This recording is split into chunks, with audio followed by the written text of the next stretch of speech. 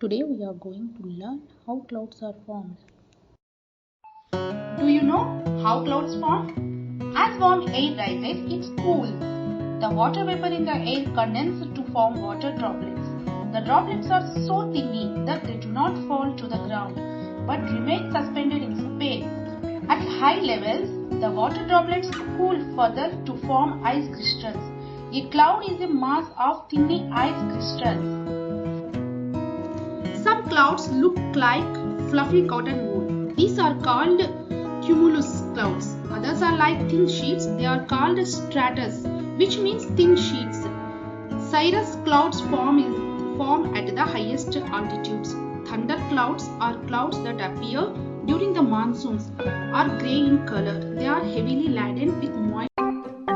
If you like this video, please click to subscribe and bell icon. Thanks for watching.